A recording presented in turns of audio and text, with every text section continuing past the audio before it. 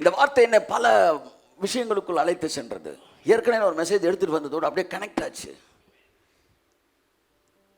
பிரதான ஆசாரியராக அவர் உட்கார்ந்து உங்களுக்கு இதெல்லாம் செஞ்சுக்கிட்டு இருக்கனால நீ பேசாம இளைப்பாறுதல்ல இரு. ஏன்னா தேவ காரியங்களை நீங்கள் செய்ய வேண்டும் என்று வேதம் சொல்லவே இல்லை. தேவ காரியங்களை உங்களுக்காய் பிரதான ஆசாரியன் தான் செய்கிறார். நல்லா கையத்தட்டும். புரிகிறதா? தேவ காரியங்களை அப்பனா பாருங்க வந்து ரிலீஜியஸ் ஒர்க்கு இல்லாட்டி வந்து இந்த ஸ்பிரிச்சுவல் ஆக்டிவிட்டீஸ், அதாவது ஸ்பிரிட் வேர்ல்டு கனெக்டடு அந்த மெத்தட்ஸு, அந்த ரிச்சுவல்ஸ், இது எல்லாமே கடவுளை திருப்திப்படுத்துவதற்கு என்னெல்லாம் செய்யணும், இதையெல்லாம் நீங்கள் செய்வதற்காக உங்களுக்கு பதில் ஒரு ரெப்ரசன்டேட்டிவ் தெய்வம் வைக்கிறாராம். என்ன சாமி பாரு சார், கையை தட்டுங்க சார் அந்த சாமிக்கு. அந்த ரெப்ரசன்டேட்டிவ்க்கு பேர் என்னன்னா பிரதான ஆசாரியன். ஆமென் சொல்லுங்க. அந்த பிரதான ஆசாரியனாய் இயேசு நமக்காய் இருக்கிறார். பழைய ஏற்பாட்டில் இருந்த பிரதான ஆசிரியன் நிழல், புதிய ஏற்பாட்டில் இருந்த பிரதான ஆசிரியன் நிஜம். இவர் என்ன சொல்றாரு, நீ இளைப்பாறுதல் இரு, நான் உனக்கு நீ என்னெல்லாம் செஞ்சா நீ இந்த உலகத்தில் உயிர் வாழ முடியுமோ, என்னெல்லாம் செஞ்சா நீ பூரணம் ஆசீர்வதிக்கப்பட முடியுமோ, என்னெல்லாம் செஞ்சா பிதாவோட நீ கம்யூனிகேட் பண்ண முடியுமோ, அதை எல்லாம் உனக்காக பிரதான ஆசாரியனை நான் செய்து கொண்டிருக்கிறேன். இளைப்பாறுதலை பற்றி பேசும்போது எபிரேய ஆக்கியோன் இங்கே எதை பற்றி பேசுகிறார் என்றால், வாசிப்போம் 10வது வசனம் வாசிங்களேன். ஏனெனில் அவருடைய இளைப்பாறுதலில் பிரவேசித்தவன் தேவன் தம்முடைய கிரியைகளை முடித்து ஓய்ந்தது போல தானும் தன் கிரியைகளை எல்லாம் முடித்து ஓய்ந்திருப்பான். எத்தனை பிரசங்கம் பண்ணிக்கிட்டு இருக்கிறோம்? இதெல்லாம் உங்க பைபிள்ல தானே இருந்துச்சு? இல்லை என்று பேசுகிற பைபிள்ல இது இருக்கு. இளைப்பாறுதல் பிரவேசித்தான என்ன அர்த்தமா? இனிமே அவன் கிரியையே செய்ய மாட்டான். தேவன் கிரியைகளை முடித்து ஓய்ந்தது போல இவனும் கிரியைகளை முடித்து ஓய்ந்திருப்பான். அடுத்து வாசிங்க 14. வானங்களின் வழியாய் இளைப்பாறுதலை பத்தி பேசிட்டு, ஏன் நீ இளைப்பாறுதலா இருக்கணும் அப்படின்னா வாசிங்க. வானங்களின் வழியாய் பரலோகத்திற்கு போன தேவகுமாரனாகிய இயேசு என்னும் மகா பிரதான ஆசாரியன் நமக்கு இருக்கிறபடியினால் நாம் பண்ணின அறிக்கையை உறுதியாய் பற்றிக் கொண்டிருக்க கடவோம். இளைப்பாறுதலில் தொடங்கின 4ஆம் அதிகாரம் பிரதான ஆசாரியன் முடிவடைகிறது. என்ன சொல்ல வருகிறார்? பிரதான ஆசாரியன் ஒருவர் உனக்கு இருக்கிறனால நீ பேசாம இளைப்பாறுதல் இரு. கையை தட்டு.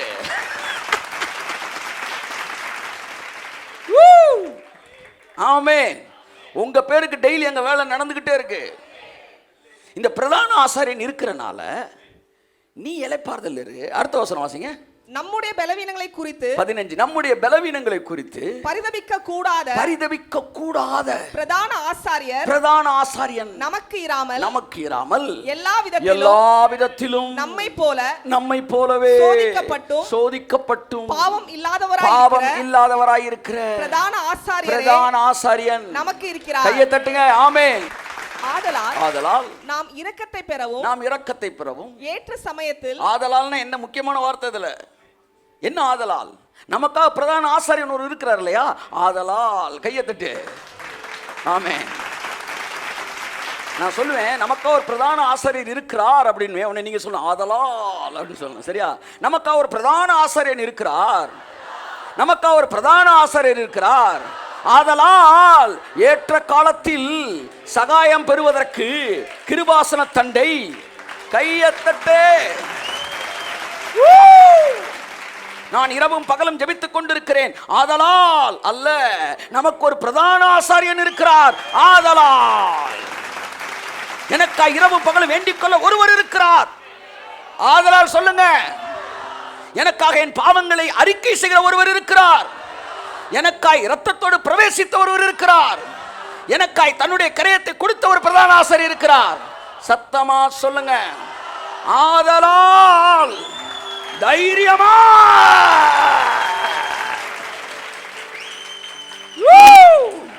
பின்னாடி இருக்கீங்களா? ஆமென், ஆமென். ஆதலால் தைரியமாய் கிட்டி சேருவோம். இது எப்படி இருக்கு சொல்லுங்க? சூப்பரா இருக்கு.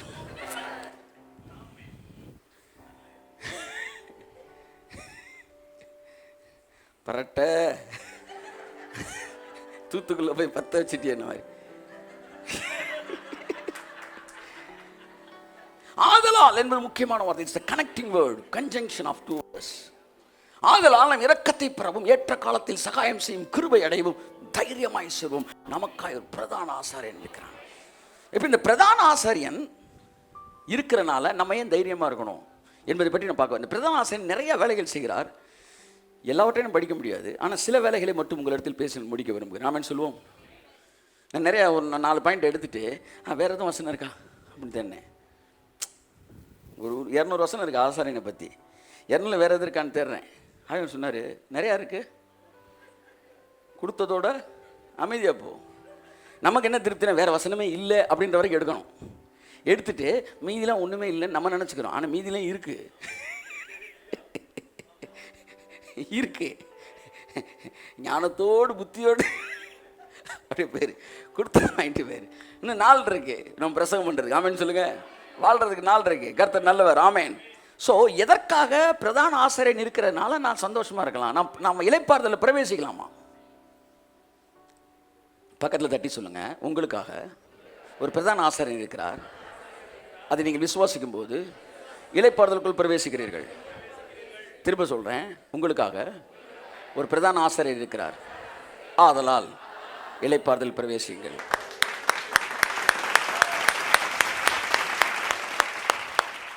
யார் இந்த பிரதான ஆசாரியன்? எபிரேயர் 5:1 வாசிப்போம். What is the work of the பிரதான ஆசாரியன்? வாசிப்போம். அன்றியும் மனுஷரில் தெரிந்து கொள்ளப்பட்ட எந்த பிரதான ஆசாரியனும் பாவங்களுக்காக காணிக்கைகளையும் பலிகளையும் செலுத்தும்படி மனுஷனுக்காக, எல்லாரும் சொல்லுங்க, சத்தமா சொல்லுங்க, மனுஷருக்காக தேவ காரியங்களை பற்றி நியமிக்கப்படுகிறான். கையை தட்டுங்க. பிரதான ஆசாரியனுடைய வேலை மனுஷன் தேவனுடைய காரியத்தை செய்ய வேண்டும் என்பது தேவனுடைய சித்தமே இல்லை. அதை நீங்க நல்லா புரிஞ்சுக்கணும். ஒருத்தன் போறான், ஒருத்தன் அப்ளிகேஷன் ஃபார்ம் வாங்குறான், அதை ஃபில்அப் பண்ணி கொடுக்குறான். மேலே ஃபோட்டோ ஓட்டுங்க சார்னோன்னா போய் ஃபோட்டோ எடுக்கிறான், ஃபோட்டோ ஓட்டுறான். சார் எனக்குள்ளே இந்த ரப்பர் ஸ்டாம்ப் வாங்கிட்டு வாங்க சார், அட்டஸ்டேஷன் வாங்கிட்டு வர்றான். உடனே சப்மிட் பண்ணுறான். உடனே ட்ரைனிங் போகிறான். கிளாஸில் ஒரு 3 மாதம் 1 மாதம் டிரைவிங் பழகுறான். அப்புறம் 8 போடுறதுக்கு 8 போடணும் 9 போடுறான். கடைசியில் லைசன்ஸ் இல்லை அப்படின்னு அவர் அனுப்பிடுறாரு. ஏன் சார் தரலைன்னா, உனக்கு இல்லைன்னு சொல்கிறது எனக்கு லைசன்ஸ் இருக்குப்பா, நீ போயிருப்பா அப்படின்ட்டாரு. வந்துடுறான். இன்னொருத்தன் நேராக போகிறான், ஒரு புரோக்கரை பார்க்குறான். டக்குன்னு ஒரு 500 ரூபாய் தட்டி விடுறான். அமைதியை வெளியே உட்காந்துருக்கிறான். உள்ளே போகிறாரு புரோக்கரு, எல்லா வேலையும் முடிக்கிறாரு. வெளியே வந்து சொல்கிறாரு, உங்கள் பாவங்கள் மன்னிக்கப்பட்டது.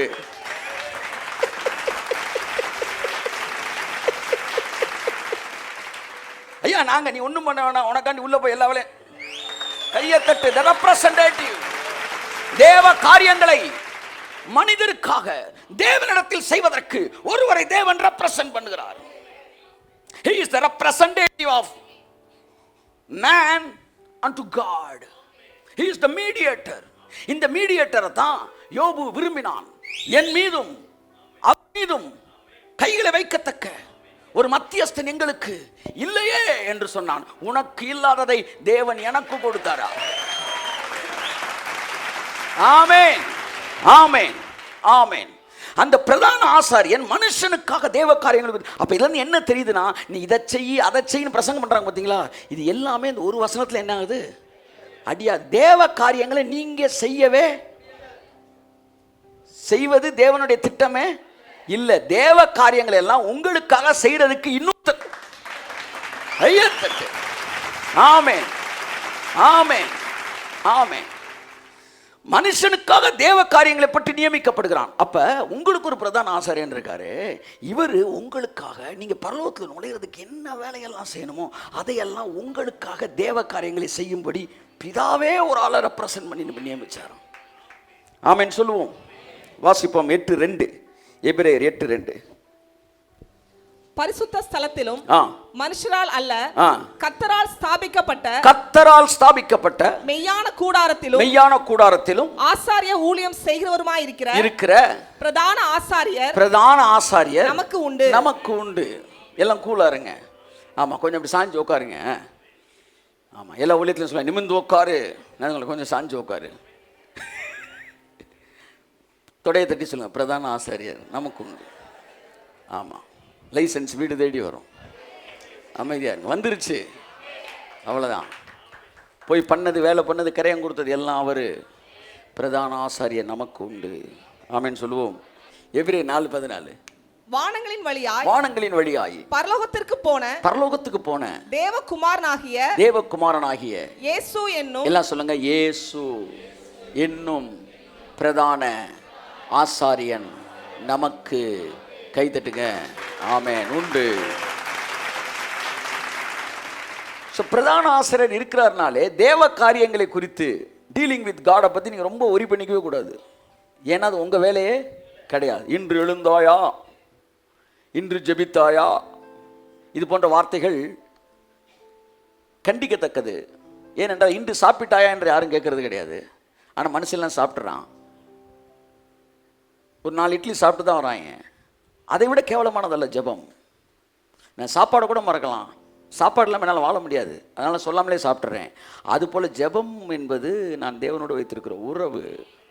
அது உயிர் வாழ்வதற்கான ஒரு விஷயம் கிடையாது, அது உயிர் வாழ்ந்து கொண்டு இருக்கிறதுனால் வருகிற விஷயம். கையை தட்டுங்க, ஆமென். ஸோ ஆகவே தேவ காரியங்களை எல்லாம் செய்து முடிப்பதற்கு ஒரு பிரதான ஆசாரியன் தேவன் வைத்திருக்கிறாராம். இந்த ஆசாரியன் வந்தப்ப நமக்கு இயேசு ஆசாரியனாய் வருகிறார். வந்த உடனே என்ன செய்கிறாராம்? ஒரு 4 பாயிண்ட் எதெல்லாம் நமக்கு அவர் செய்கிறார், நான் வாசித்து முடிக்க விரும்புகிறேன். முதலாவது, ஆசாரியத்துவம் பழைய ஏற்பாட்டில் லேவி கோத்திரத்தில் இருந்துச்சு. புதிய ஏற்பாட்டில் அது இயேசுவுக்கு வருது. இயேசு லேவி கோத்திரத்தில் பிறக்கவே இல்லை, யூதா கோத்திரத்தில் பிறந்திருக்கிறார். ஆமென் சொல்லுங்க. லேவி கோத்திரம்னா தியாகம். என்ன சொல்லுங்க? லேவி கோத்திரம்னா தியாகம். பழைய ஏற்பாட்டு லேவி கோத்திரம் யாருக்கு இருக்கு? தியாகிகள் கையில் இருக்குது. புதிய ஏற்பாட்டில் லேவி கோத்திரம் யூதா. யூதான்னா கையத்தட்டு அப்படின்னு அர்த்தம். யூதான்னா பாட்டு பாடு, கையத்தட்டுங்க சொல்லும்போது கையத்தட்டு, ராகத்தில் மெட்டுக்கட்டு, இவங்க எல்லாம் யூதா கோத்திரம். யூதா என்றால் சந்தோஷம், யூதா என்றால் துதி, யூதா என்றால் ஷவுட் ஃபார் த லார்ட். அப்போ புதிய ஏற்பாட்டில் ஆசாரியத்துவம் இயேசுநாதருக்கு கடந்து வருகிறது. ஸோ ஆசாரியத்துவம் மாற்றப்படுகிறது. வாசிப்போம், எபிரேயர் 7:12. ஆசாரியத்துவம் மாற்றப்பட்டிருக்குமேயானால், ஆசாரியத்துவம் மாற்றப்பட்டிருக்குமேயானால் நியாயப்பிரமாணமும் மாற்றப்பட வேண்டியதாகும். கை தட்டுங்க சார். கட்சி மாறிச்சுன்னா டெய்லி யூஸ் பண்ற நோட்டே மாறிடுது. ஸோ எல்லாத்தையுமே மாத்துறாங்க பாருங்க. அப்ப எபிரேய வாக்கியன் சொல்லுகிறான், ஆசாரியத்துவம் மாறுமே ஆனால் பிரமாணமும் மாறும். எத்தனை பேர் ஆசாரியத்துவம் மாறி இருக்கிறது என்று ஒத்துக்கொள்கிறீர்கள்? அப்புறம் ஏன் சார் செல்லாத பழைய நோட்டையே கையில் வச்சுக்கிட்டு இருக்கீங்க? It is an offence. தெரியுமா? பழைய 500 ரூபாய் நீ கையில் வச்சிருந்த அஃபென்ஸ். மோசேட்ட இருந்த நியாயப்பிரமாணம் ஆரோன் என்கிற லேவி கோத்திரத்தில் இருந்தப்ப, நல்லா கவனிங்க, ஆசாரியத்துவம் லேவி கையில் இருந்தப்ப நியாயப்பிரமாணம் புழக்கத்தில் இருந்துச்சு. இப்போ ஆசாரியத்துவம் இயேசுனார் கைக்கு வந்த உடனே பிரமாணமே மாறுது. இப்போ பழைய நோட்டை நீ கையில் வச்சுக்கிட்டு இருந்தீங்கன்னா ஒன்று தூக்கி உள்ளே போட்டுருணும். சீனா மேலே பிரசங்கத்தை நீங்கள் பண்ணக்கூடாது. ஏன்னா பழைய நோட்டெல்லாம் செல்லாமல் போயிடுச்சு. அதான் சொல்றாரு, பழையதும் நாள்பட்டதுமாய் இருப்பது உருவழிந்து போக காலம் சமீபமாயிருக்கிறது. ஸோ இயேசு வந்த உடனே அப்படியே மாத்துறாரு, எல்லாத்தையும் மாத்துறாரு. பழைய ஏற்பாட்டில் லேவி கோத்திரத்தின் ஆசாரியத்துவத்திலே பாவம் செய்தால் அதற்கு தண்டனை உண்டு. ஆனால் யூதா கோத்திரத்து ஆசாரியத்துவம் வரும்போது, உன் பாவங்களை இனி நான் நினைப்பதில்லை, அதை மனப்பூர்வமாய் மன்னித்தேன்றார். என்ன சார் பிரமாணத்தை மாத்துறீங்க? ஆசாரியத்துவம் மாறிடுச்சு, பிரமாணமும் மாறிடுச்சு. ஆமேன் சொல்லுங்க, ஆமேன். வாசிப்போம் எபிரேய யாத்திராகமம் 32:33-34. ஒரு தப்பு பண்ணவன் எப்படி ஹேண்டில் பண்றாங்க பாருங்க. அப்பொழுது கர்த்தர் மோசேயை நோக்கி, எனக்கு விரோதமாய் பாவம் செய்தவன் எவனோ அவன் பேரை என் புஸ்தகத்திலிருந்து கிறுக்கி போடுவேன். இப்பொழுது நீ போய் நான் உனக்கு சொன்ன இடத்துக்கு ஜனங்களை அழைத்து கொண்டு போ. இங்க பாருங்க, மிகப்பெரிய திறப்பின் வாசல் ஜெபம் யார் பண்ணது? மோசே பண்ணியிருக்கிறார். இங்க என் பேரை கிறுக்கி போடுங்க அப்படின்றான். திறப்பின் வாசல்னா என்னன்னா என்ன? அதாவது ஒருத்தனுக்கு வக்காலத்து வாங்கினா அவனுக்கு என்ன அடி விழுதோ அந்த அடியை எனக்கு கொடுங்கன்னு அர்த்தம். ஹலோ, போறாலாம் ஜாக்கிரதையா போ, வாங்கும்போது வாங்கப்பட்டு வரக்கூடாது.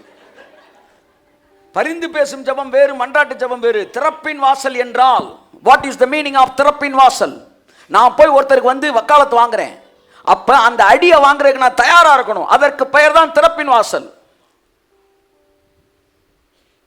நான் ஜெபங்களை குறைத்து மதிப்பிடவில்லை. நாம் ஜெபத்தினால் உயிர் வாழவில்லை, இயேசு சிந்தின இரத்தத்தினால் உயிர் வாழ்ந்து கொண்டிருக்கிறோம்.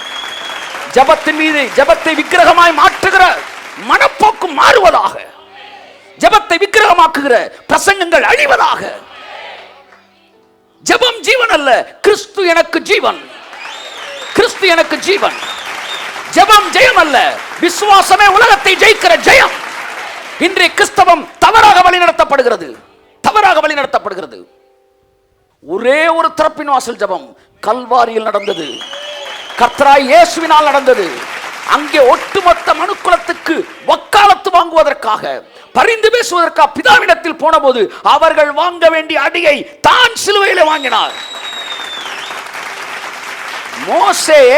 மோசே மாதிரி நான் திறப்புல நிக்க போறேன் போய் நிக்கிறான். மோசையே இங்க அடி வாங்கிட்டு வந்துட்டான். அவன் சொல்றான், என் பேரை கிரிக்கிறீங்க, அவங்க எல்லாம் விட்டுருங்கண்ணா. பர்றா போடா போடா, அப்படியே உள்ள போ அப்படின்ட்டார் கர்த்தர். இல்ல வந்து 100 ரூபாயை கொடுத்துட்டு 300 பேரை உள்ள போற வர்றது. நீ வச்சிருக்க 100 ரூபாய் நீதி, இதில் நீ ஒருத்தன் வேணா உள்ள போலாம். எவன் பாவம் செய்தவனோ அவன் பேரை தான் ஜீவபுத்து, அவன் பேரை தான் கிறுக்கு வென்றார் கர்த்தர். அப்ப எனக்கு என்னன்னா, இவர் அழுதார்ல மோசே, திறப்பின் வாசல் ஜெபிச்சார்ல, இந்த ஜெபத்துக்கு பதில் வந்துச்சா வரலையா? வந்துச்சா வரலையா? மன்னிச்சிருக்கன்னு சொன்னாரு, மன்னிச்சாரா மன்னிக்கலையா? மன்னிக்கவே இல்லையே சார். மோசையோட திறப்பின் வாசலே தோத்து போன திறப்பின் வாசல். நீ ஒரு திறப்பின் வாசல் ஜெபத்தை நம்ம பண்ணிட்டு நீங்க என்ன சொல்றீங்க? மோசையை போல நாங்கள் திறப்பில் நிற்கிறோம் அப்படின்னா மோசே ஃபெயில் ஆன மாதிரி நாங்களும் ஃபெயில் ஆகிறோன்றீங்க. அதான அர்த்தம். ஜெயிச்சவனு சொல்லுங்க, ஒருத்தன் கூட ஜெயிக்கல. அதனால தான் பிதா சொன்னார், திறப்பில் நிற்கவும் சுவரை அடைக்கும் ஒருவனை தேடினேன், ஒருவனும் இல்லை. ஆகையால் என் புயமே எனக்கு ரட்சிப்பானது. அவருடைய புயம் கர்த்தராகிய இயேசு கிறிஸ்து. அவரே வந்து சிலுவையிலே திறப்பின் வாசலை முடித்தார். இனி ஒரு திறப்பின் வாசல் இல்லை. நியாயப்பிரமாணம் மாற்றி எழுதப்பட்டது, ஆசாரியத்துவம் மாற்றப்பட்டபடியினால். அங்க அழுகிறான், ஆண்டவரே மன்னிச்சிருங்க விட்டுருங்கன்னு. அவர் என்ன சொல்றாரு? வழக்கை 23ஆம் தேதிக்கு தள்ளி வைக்கிறேன்னாரு. இவங்க எல்லாரும் விடுதலை பண்ணவே இல்லை. இப்போ விசாரிக்கலை, மே மாதம் லீவு முடிஞ்சோன்னு விசாரிச்சுக்கோம். எல்லாம் அப்படி மெதுவாக போய் 4 டீயை குடிச்சிட்டு பண்ணை சாப்பிட்டுட்டு வாங்க, போகிற வழியில் என்னைக்குனாலும் ஃபைலை உருவாமல் விடவே மாட்டேன்டான்னாரு. அதுதான் மோசே நியாயப்பிரமாணம். வாசிங்க அடுத்த வசனம். இப்பொழுது நீ போய் நான் உனக்கு சொன்ன இடத்துக்கு ஜனங்களை அழைத்து கொண்டு போ. என் தூதனானவர் உனக்கு முன் செல்லுவார், உனக்கு முன்னாடி போவாரு. ஆகிலும் நான் விசாரிக்கும் நாளில் அவர்களுடைய பாவத்தை அவர்களிடத்தில் விசாரிப்பேன் என்றார். கட்டாயம் விசாரணை இருக்குன்ற விசாரணை. தமிழ் படம் வந்துச்சுல, விசாரணை இருக்குன்றார். இப்போ ஒருத்தர் அழுதாரு, இந்த அழுகைக்கு வந்து பதில் கிடைச்சிச்சா? கிடைக்கல. பிரமாணம் சொல்லுது, உப்பை தின்னா தண்ணி குடிக்கணும், தப்பு செஞ்சா தண்டனையை வாங்கணும். இதுதான் நியாயப்பிரமாணம், இதுதான் மோசே, இதுதான் சீனாய் மலை. ஆனால் நாமோ ஆரோனின் ஆசாரியத்துவத்துக்கு அல்ல, லேவி கோத்து ஆசாரியத்துவத்தின் கீழ் வரவில்லை, யூதா கோத்திரத்து மெல்கிசேதேக்கின் முறைமையின்படி ஆசாரியனான இயேசு கிறிஸ்துவுக்கு கீழாய் வந்திருக்கிறோம். ஆசாரியத்துவம் மாற்றப்படும் என்றால் பிரமாணமும் மாற்றப்படும். இங்க எப்படி மாற்றி எழுதப்படுகிறது? எபிரேயர் 8:12 வாசிப்போம். எப்படி மாற்றி எழுதப்படுகிறது சீக்கிரம். ஏனெனில் நான் அவர்கள் அநியாயங்களை கிருபையாய் இதுதான் புதிய பிரமாணம். கை தட்டுங்க, கொடுங்க சார் இயேசுவா. ஆமென் ஆமென். நான் அவர்கள் பாவங்களை கிருபையாய் மன்னித்து அவர்கள் பாவங்களையும் அக்கிரமங்களையும் இனி நினையாமல் இருப்பேன். கையை தட்டி ஆமே. Yeshua Yeshua Yeshua Yeshua Yeshua. Let's worship the Lord. Yeshua Yeshua மாற்றி எழுதப்பட்டிருக்கிறது. யேசுவா எங்கள் பிரதான ஆசாரியரே, எங்கள் பிரதான ஆசாரியரே, எங்கள் பிரதான ஆசாரியரே. நியாயப்பிரமாணம் மாற்றப்பட்டது. காரணம் பிரதான ஆசாரியர் மாற்றி போடப்பட்டார். ஆமென். சொல்லுவோமா? பிரதான ஆசாரியரே, எங்கள் பிரதான ஆசாரியரே, பிரதான ஆசாரியரே, எங்கள் பிரதான ஆசாரியரே. ஆமென். ஆமென். ஆசாரியத்துவம் மாற்றப்பட்டது, பிரமாணமும் மாற்றப்பட்டது. நீங்க மன்னிப்பு என்கிற பிரமாணத்துக்குள்ள வந்துட்டீங்க, கிருபை என்கிற பிரமாணத்துல வந்துட்டீங்க, விசுவாசம் என்கிற பிரமாணத்துல வந்துட்டீங்க, ராஜரீக பிரமாணமாகிய அன்பு என்கிற பிரமாணத்துல வந்துட்டீங்க, பரிபூரண பிரமாணமாகிய the law of liberty சுயாதீன பிரமாணத்துக்குள் வந்திருக்கிறீர்கள். பிரமாணங்கள் மாற்றப்பட்டு இருக்கிறது. என் அருமையான தேவ பிள்ளையே, நீங்கள் இயேசுவுக்கு கீழாக இருந்து நியாய பிரமாணத்தை பேச முடியாது, அல்லது மோசே கீழாக இருந்து நீங்கள் கிருபையின் பிரமாணத்தை பேச முடியாது. இரண்டு வேறு வேறு பிரமாணங்கள், வேறு வேறு ஆசாரியத்துவம் இருக்கும் என்றால் வேறு வேறு பிரமாணங்கள் இருக்கிறது என்றுதான் அர்த்தம். அப்ப பிரமாணத்தை மாத்திருக்காரு. நம்பர் 1, இயேசு பிரதான ஆசாரியனான பிறகு என்ன நடந்துச்சுன்னா, பிரமாணத்தை மாத்தி வேற பிரமாணம் எழுதிட்டார். ஆமென் சொல்லுவோம்.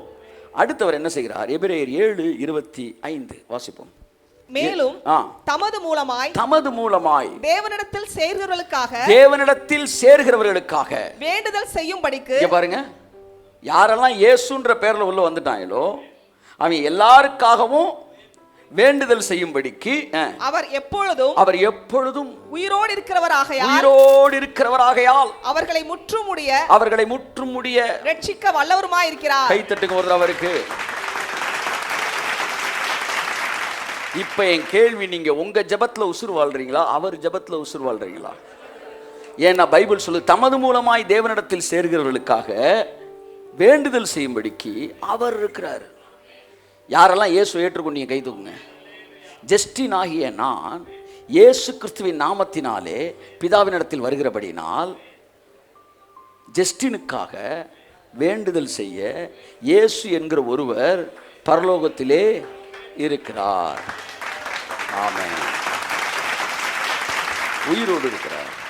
அப்ப என்னன்னா, ஜஸ்டினை வெளியே அனுப்பணும்னா இயேசுவோட ஜெபத்துக்கு பிதா என்ன செய்யணும்? நோ சொல்லணும். இயேசுவோட ஜெபத்துக்கு பிதா நோ சொன்னார்னா திருத்துவத்திலே அங்கே என்ன ஆகுது? ஒரு பெரிய குளறுபடி வர்ற மாதிரி இருக்கு. திருத்துவம் ஒரு நாளும் உடையாது. It is an established. அப்போ ஒருத்தர் சொன்னதுக்கு இன்னொருத்தர் எஸ் சொல்லித்தான் ஆகணும். இயேசு சொன்னதுக்கு பிதா நோ சொல்லவே முடியாது. ஏனென்றால் என்னை ஆசீர்வதிப்பதற்காக பரலோகத்தை இயேசு கடமைக்குள்ளாக்கி இருக்கிறார். என்னை ஆசீர்வதிப்பதற்காய் பிதாவை இயேசு சிலுவையின் கரையத்தினாலே கடமைக்குள்ளாக்கி இருக்கிறார். பிதா என்னை ஆசீர்வதித்து தானாக வேண்டும். காரணம், அவரை இயேசு கடமைக்குள்ளாக்கி இருக்கிறார். தம்முடைய இரத்தத்தினாலே, தம்முடைய கரையத்தினாலே ஜஸ்டின் ஆசீர்வதிக்கப்பட வேண்டும் என்பதற்காக பரலோகம் கடமைப்பட்டிருக்கிறது. அந்த கடமையிலிருந்து பரலோகம் தவற முடியாது. I have all rights to be blessed by the பரலோகத்தினாலே நான் ஆசீர்வதிக்கப்படுவதற்கு சகல உரிமையும் எனக்கு இருக்கிறது. பரலோகத்துக்கு மிகப்பெரிய கடமை இருக்கு. பிதாவுக்கே கடமை இருக்கு சார். இயேசு கொடுத்த கரையம் பிதாவை கடமைக்குள்ளாக்கி